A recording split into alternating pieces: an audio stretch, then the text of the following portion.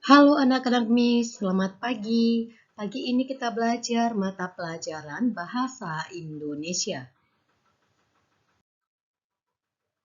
Nah, anak-anak Miss, coba kamu perhatikan pada slide ini.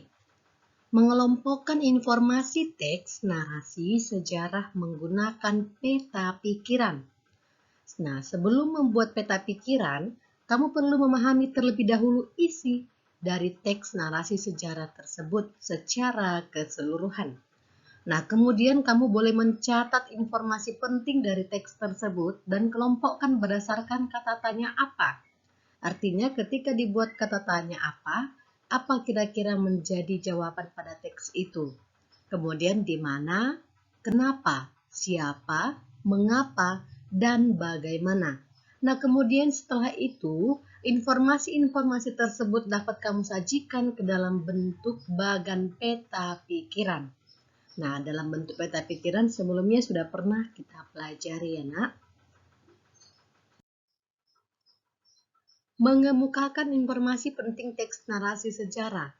Nah, pada pembelajaran sebelumnya kita telah belajar cara mengelompokkan informasi penting dari teks narasi sejarah ke dalam sebuah peta pikiran.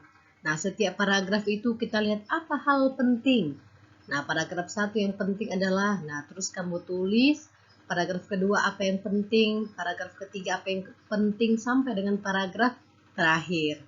Nah, dari informasi penting itulah maka kita masukkanlah itu ke dalam peta pikiran. Nah, supaya lebih paham lagi, supaya ingat lagi apa yang sudah kita pelajari, kita lanjut untuk slide berikutnya. Mengidentifikasikan teks narasi sejarah melalui pertanyaan. Untuk membuat pertanyaan yang sesuai dengan informasi yang disajikan dalam teks, kamu perlu memahami isi teks dengan saksama. Setelah itu, gunakan kata tanya 5W tambah 1H yang terdiri atas kata tanya apa, siapa, di mana, kapan, mengapa, dan bagaimana untuk membuat pertanyaan. Kemudian menulis kesimpulan teks narasi sejarah. Nah, kesimpulan adalah inti dari suatu bacaan. Kesimpulan dapat memudahkan seseorang untuk memahami garis besar teks secara keseluruhan. Untuk menulis kesimpulan, kamu perlu menentukan ide pokok dari setiap paragraf dalam teks. Nah, setelah itu sampaikanlah ide pokok tersebut dalam beberapa kalimat menggunakan bahasa kamu sendiri. Mempresentasikan informasi penting teks narasi. Mempresentasikan berarti menyampaikan kembali informasi menggunakan bahasa kamu sendiri. Nah, informasi dari teks dikelompokkan dengan menggunakan kata tanya 5W tambah 1H terlebih dahulu. Setelah itu, barulah kita dapat menyusun hasil pengelompokan tersebut ke dalam sebuah paragraf baru. Nah, perhatikan penggunaan kata baku serta kalimat yang efektif yang tepat. Menentukan informasi penting teks narasi sejarah. Nah, untuk menentukan informasi penting apa saja yang disajikan dalam teks, kita dapat mengelompokkan setiap informasi juga menggunakan kata tanya 5W tambah 1H. Nah, setelah itu dapat menguraikannya dengan peta pikiran. Nah, anak-anak Miss, coba kamu perhatikan pada slide ini. Ini menjadi tugas kamu.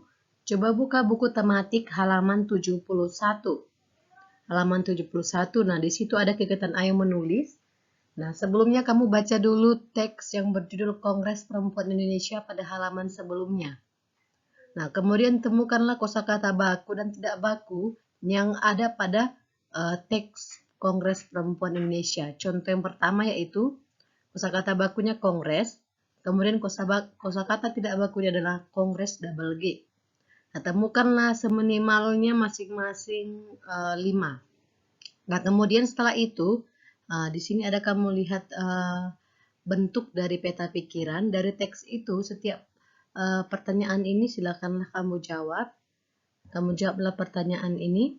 Kemudian setelah kamu jawab pertanyaan-pertanyaan ini, kamu buat dalam bentuk tabel atau peta seperti ini. Oke, bisa paham ya, Nak? Kamu jawab pertanyaannya berdasarkan teks Kongres Perempuan Indonesia. Oke, anak-anak Miss, demikian pembelajaran bahasa Indonesia pada hari ini. Tetap semangat, jangan lupa untuk mengerjakan tugasnya dan membuat catatannya. Oke, selamat pagi.